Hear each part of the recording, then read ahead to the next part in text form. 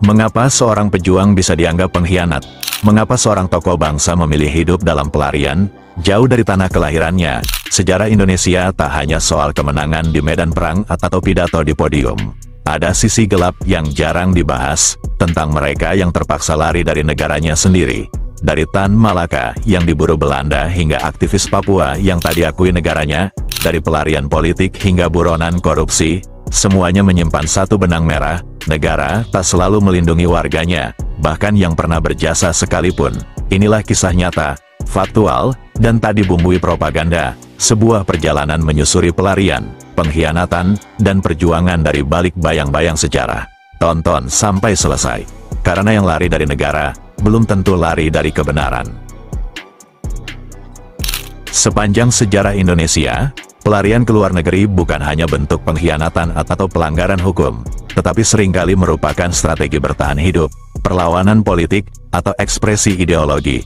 Tokoh-tokoh besar bangsa pernah meninggalkan tanah airnya karena tekanan kolonial, kekerasan politik, hingga persekusi negara. Dalam konteks kolonial, pelarian adalah bentuk perjuangan. Dalam rezim otoriter, ia adalah pelarian dari tirani. Video ini mengungkap berbagai motif pelarian, baik karena idealisme, pengkhianatan, atau sekadar demi menyelamatkan nyawa. Pada era kolonial Belanda, banyak tokoh pergerakan nasional yang meninggalkan Hindia Belanda untuk mencari ilmu, perlindungan, dan dukungan internasional. Di Eropa, mereka membangun jaringan intelektual dan menyusun strategi kemerdekaan.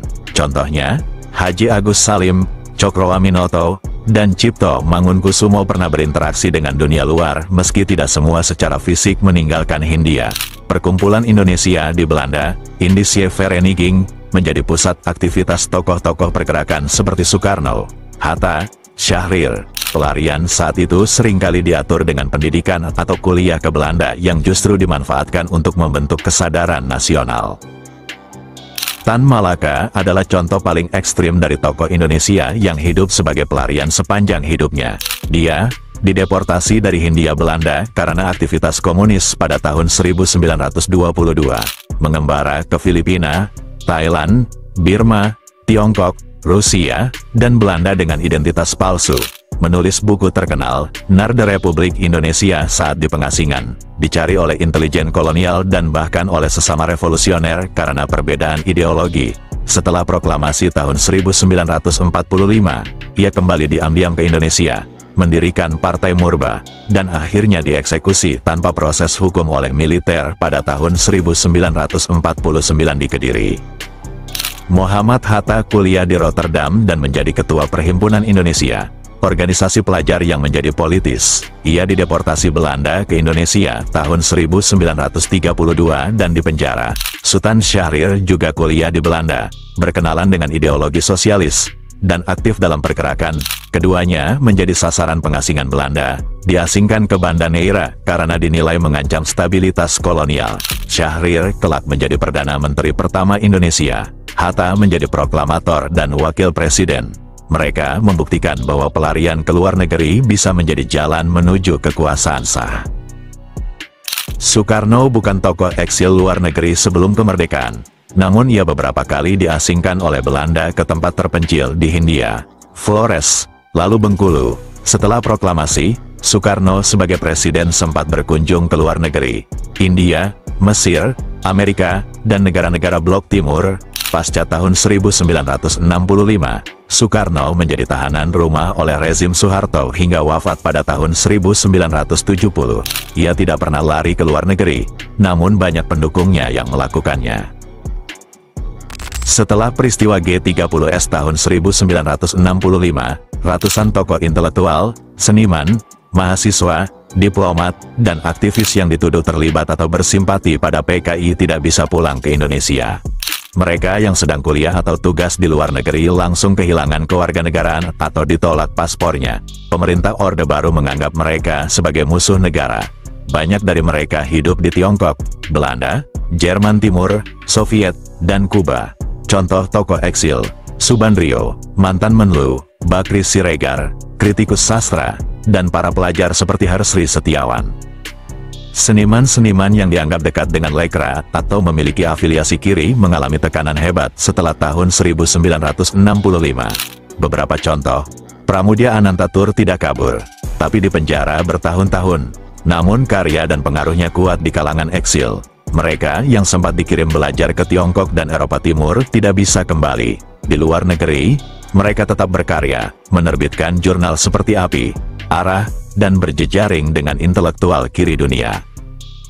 Banyak mantan tahanan politik pada tahun 1965 hidup sebagai orang hilang, secara hukum, tidak memiliki kewarganegaraan resmi karena paspor Indonesia mereka dicabut.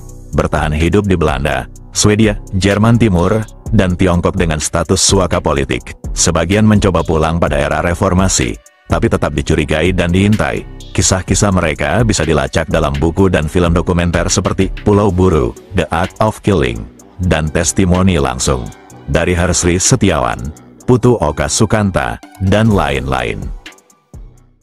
Rezim Orde Baru dari tahun 1966 sampai tahun 1998 dikenal represif terhadap oposisi, aktivis mahasiswa, buruh, dan lembaga swadaya masyarakat yang kritis terhadap pemerintahan Soeharto menjadi sasaran penculikan, intimidasi, bahkan penghilangan. Beberapa tokoh memilih kabur ke luar negeri karena nyawanya terancam. Marsina, aktivis buruh, ditemukan tewas disiksa. Ini menciptakan ketakutan nasional. Sri Bintang Pamungkas, anggota DPR dari Partai Persatuan Pembangunan, sempat dipenjara karena kritiknya pada Soeharto.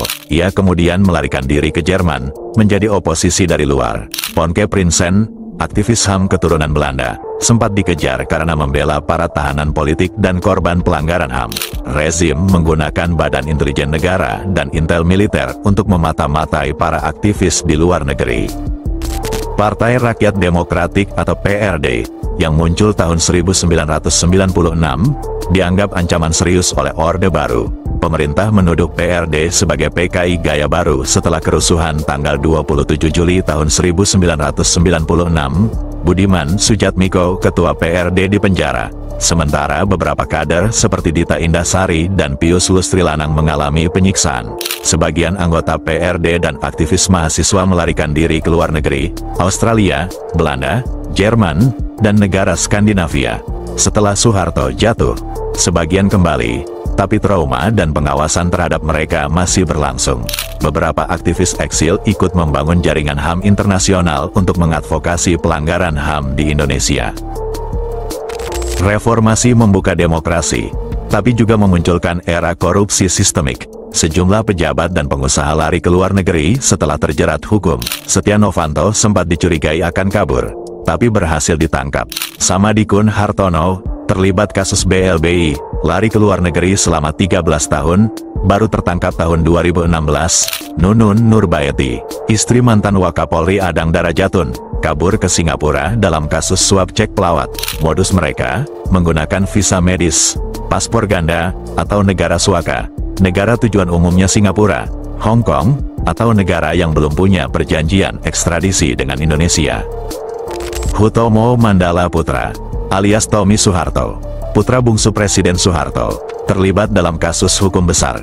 Pada tahun 2000, Mahkamah Agung menjatuhkan hukuman 18 bulan penjara atas kasus korupsi tukar guling tanah Bulog dengan PT Goro. Setelah putusan itu, Tommy melarikan diri dan menjadi buronan selama sekitar 1 tahun. Selama dalam pelarian, Hakim Agung Syafyuddin Kartasasmita dibunuh. Tommy akhirnya ditangkap pada tahun 2001 dan divonis 15 tahun penjara dalam kasus pembunuhan itu, tapi dibebaskan bersyarat pada tahun 2006. Kasus ini mencatat sejarah sebagai pelarian paling kontroversial yang melibatkan keluarga presiden. Dua pelarian paling terkenal di era modern, Joko Chandra, terlibat dalam kasus korupsi pengalihan hak tagih Bank Bali pada tahun 1999, kabur ke Papua Nugini dan menjadi warga negara di sana. Berhasil masuk kembali ke Indonesia secara ilegal pada 2020 untuk mengurus dokumen IKTP. Kasus ini membuka skandal dalam kepolisian dan kejaksaan. Ia akhirnya ditangkap di Malaysia dan dijatuhi hukuman 4,5 tahun penjara.